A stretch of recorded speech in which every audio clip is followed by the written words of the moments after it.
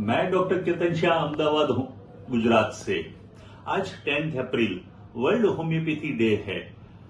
क्यों मनाया जाता है वर्ल्ड होम्योपैथी डे? तो जो उसके शोधक थे होम्योपैथी के डॉक्टर सैमुअल हनीमैन, वो एक जर्मन के एमडी डॉक्टर थे और उन्होंने एलोपैथिक छोड़ के होम्योपैथिक का आविष्कार किया और विश्व को होम्योपैथिक पद्धति सारवार पद्धति की भेंट दी। तो पूरे विश्व में आज के दिन हम ये दिन को सेलिब्रेट करते हैं। हम ये चाहते हैं कि ये इतना अच्छा साइंस है तो उसकी अवेयरनेस दुनिया को पता चले, इसलिए जो homeopathic medical association of India है उसके अहमदाबाद यूनिट ने लोगों के अवेयरनेस के लिए ये बहुत अच्छा वीडियो तैयार किया है जो गुजराती में है। जो गुजरात के नामांकित लोगों है उनके एक टेस्टिमोनियल्स है कि वो लोग के क्या मंतव्य है होम्योपैथिक के बारे में, और जो गुजरात के डॉक्टर्स है होम्योपैथ डॉक्टर, उन्होंने भी अपना सरल भाषा में समझाया है कि होम्योपैथी क्या है। तो मैं चाहता हूं कि ये वीडियो आप जरूर देखिए। आइए ये वीडियो देखते हैं।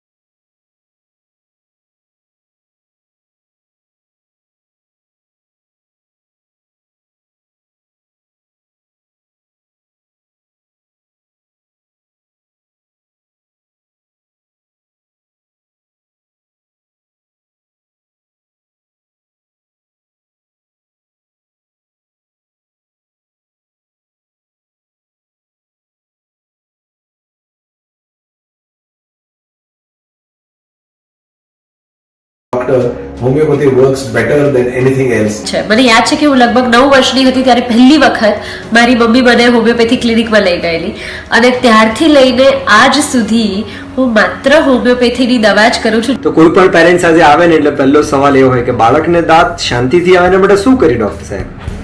મારો જવાબ હોય કે ના, એલોપેથીમાં તેની કોઈ દવા નથી, પણ બેસ્ટ મેડિસિન જો તમને મળશે તો હોમિયોપેથી આપી શકશે। હોમિયો એટલે સમાન અને પેથી એટલે સાયન્સ। સમાનતાના ધોરણો પર જે દવાઓ જે સાયન્સમાં પસંદ કરવામાં આવતી હોય એ હોમિયોપેથી એ દુનિયાની એક વિશિષ્ટ મેડિકલ સિસ્ટમ ઓફ મેડિસિન છે। હોમિયોપેથિક સાયન્સ 250 વર્ષ પૂર્વ ડૉક્ટર સેમ્યુઅલ હેનીમેને જ્યારે શોધ્યું તે સંપૂર્ણ નેચર્સ લો, જેને કુદરતી નિયમોને આધારિત આખું સાયન્સ અથવા તો પેથી એમણે ડેવલપ કરી। તો જે વસ્તુ આપણા શરીરમાં લક્ષણો પેદા કરી શકે એ જ વસ્તુ જ્યારે કોઈપણ દર્દીમાં લક્ષણો જોવા મળે ત્યારે એ જ પદાર્થ કે એ જ દવા એને આપવામાં આવે તો એનો રોગ અને એના લક્ષણો એમાંથી મુક્ત થઈ શકે છે। આ એનો મૂળ સિદ્ધાંત છે જેના ઉપર આખું હોમિયોપેથિક પદ્ધતિનો આધાર છે। આ વિજ્ઞાન યુરોપમાં શરૂ થયું અને ધીમે ધીમે અમેરિકા, એશિયા, ઓસ્ટ્રેલિયા, દરેક ખંડની અંદર દરેક દેશોમાં ફેલાતું ગયું. ભારત દેશમાં જ્યારે આ ડૉક્ટર હેનીમને હોમિયોપેથિક શરૂ કરી, એના જીવતા જીવત 1839થી એક ડૉક્ટર પહેલી વખત ઇન્ડિયા આવ્યા અને હોમિયોપેથિકનો પ્રચાર શરૂ કર્યો. વેસ્ટ બેંગાલમાં થોડો વખત પછી વધારે સારો થયો.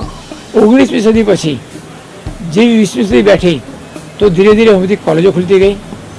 આઝાદી પછી હોમિયોપેથિકના એક્ટ બન્યા અને અત્યારે 200થી ઉપર કોલેજો આ દેશમાં ગ્રેજ્યુએશન, પોસ્ટ ગ્રેજ્યુએશન અને પીએચડીની ડિગ્રી આપી રહી છે.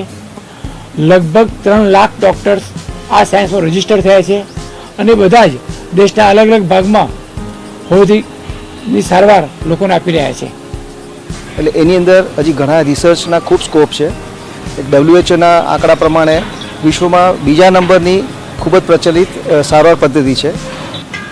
80 કરતાં વધુ દેશમાં આનું પ્રચલન છે અને ભારતમાં સૌથી વધુ ઝડપથી વિકસતી ચિકિત્સા પદ્ધતિ તરીકે ઉભરી રહી છે. વિષનું માણ 20ના ઉદ્દેશ્યો ઉપર હોમિયોપેથિક દવા આપવામાં આવે છે.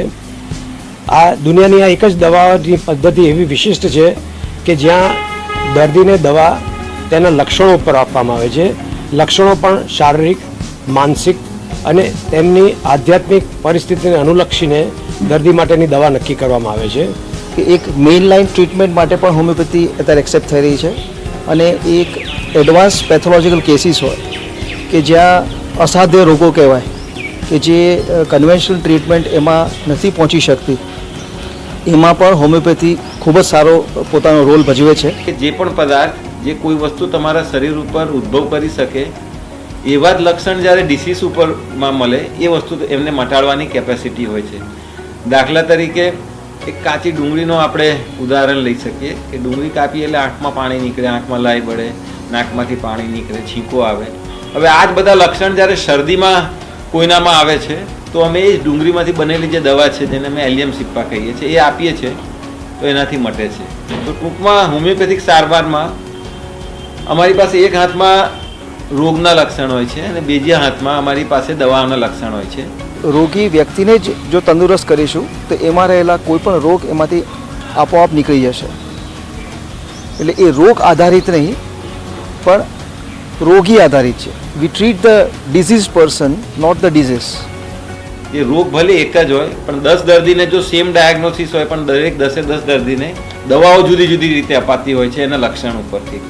મેઇન આશય એ જ હોય છે કે હોમિયોપેથિક દવાથી તમારી ઇમ્યુનિટી વધતી હોય છે. જે ઇમ્યુનિટી વધે એટલે રોગની જે તીવ્રતા છે એ રિલેપ્સ થાય તો પણ એની તીવ્રતા ઘણી ઓછી હોય છે. લોકોના મનમાં એ પણ માન્યતા છે કે હોમિયોપેથિક એટલે લાંબા ગાળાની દવા, પણ ખરેખર કેસમાં ઘણા બધા કેસમાં સફળતાઓ અને હોમિયોપેથિકને જે નામ મળ્યું હોય તો ટૂંકા ગાળાની એક્યુટ ડિસીઝમાંથી જ હોમિયોપેથિકને સારું નામ મળ્યું છે. ચાહે એ કોઈપણ પ્રકારનો મેલેરિયાની બીમારી હોય કે આજના કહેવાતા નવા બીમારીના વાયરસજન્ય જે જંતુઓનો જે રોગ હોય છે એમાં પણ હોમિયોપેથી દવા એટલી જ અક્ષર છે. કોઈ પણ પ્રકારની જે કન્વેન્શનલ એની મેન્ટેનન્સ મેડિસિન્સ લેતા હોય એને ચાલુ રાખીને આપણી હોમિયોપેથી દવા સાથે રાખીને એની આપણે સારવાર કરી શકીએ છીએ. આશરે લગભગ બધા જ આપણે રોગ કહીએ એ પછી ચામડીના હોય, પેટના દર્દો હોય, સ્નાયુ કે સાંધાના દર્દ હોય કે બીજા કોઈ પણ સ્ત્રીઓના રોગ હોય, બાળકોના રોગ હોય, આ દરેક વ્યક્તિ દરેક ઉંમરમાં આ ચિકિત્સા પદ્ધતિ એનો રોલ રહેલો છે. તો કેન્સરની અંદર હોમિયોપેથી એક ખૂબ જ અગત્યની ઇમ્યુનોથેરાપી તરીકે પોતાનો ભાગ ભજવે છે અને પેશન્ટ આવા કેન્સરના પેશન્ટની પોતાના કેન્સરના રોગથી અને કેન્સરની ટ્રીટમેન્ટની આડઅસરથી સામે લડવા માટે ખૂબ જ મદદરૂપ થઈ રહી છે. દર્દીઓની જે એકચ્યુઅલ હાલત થાય છે એ જ્યારે અભ્યાસ કરવામાં આવે તો ખબર પડશે કે દર્દીને એની ઇમ્યુન સિસ્ટમ પહેલાંથી સ્ટ્રોંગ કરવી, સારી કરવી, એની હેલ્થ સારી રાખવી એ વધારે અગત્યનું છે જે આ સાયન્સ કરી રહ્યું છે. હોમિયોપેથિક દવા ખૂબ જ પ્રચલિત થઈ રહી છે લોકોમાં. એનું કારણ એ જ છે કે એની મીઠી ગોળી કોઈ દવા સાથે કોઈ ચડી નથી પાડવાની હોતી અને એવું હોય છે કે એ રોગમાં પરમેનન્ટ ક્યોર કરે છે. હોમિયોપેથિક દવા ખાસ કરીને મોટાભાગની દવાઓ વનસ્પતિમાંથી બનતી હોય છે, એ સિવાય પ્રાણીઓમાંથી બનતી હોય છે, એ સિવાય કેમિકલ્સ, ઇવન નોર્મલ આપણા રસોડામાં જે નમક છે એમાંથી પણ બને, ડુંગળીમાંથી પણ દવા બનતી હોય છે. એમ દરેક પદાર્થમાંથી આ દવા બનતી હોય છે. ખાલી એ દવાની શક્તિના લીધે પેશન્ટની રોગ પ્રતિકારક શક્તિ વધે છે અને રોગ પ્રતિકારક શક્તિ વધવાના કારણે એમાં રહેલો રોગ દૂર થતો જાય છે. એક એવી પણ એક લોકમાન્યતા છે કે હોમિયોપેથી દવા લેતી વખતે ઘણા બધા રિસ્ટ્રિક્શન્સ હોય છે, ઘણી બધા ફૂડ રિસ્ટ્રિક્શન્સ હોય છે. હોમિયોપેથી દવા આ રીતે જ લેવી જોઈએ, હોમિયોપેથી સાથે આ વસ્તુ ખવાય નહીં, એ બધી લોકવાયકાઓ છે. જેમ જેમ રિસર્ચ આગળ જાય છે એ પ્રમાણે હોમિયોપેથી ખૂબ જ સરળ પદ્ધતિ છે. હોમિયોપેથિક પદ્ધતિ એટલે સંપૂર્ણ સરળ, ઝડપી અને એકદમ સસ્તી.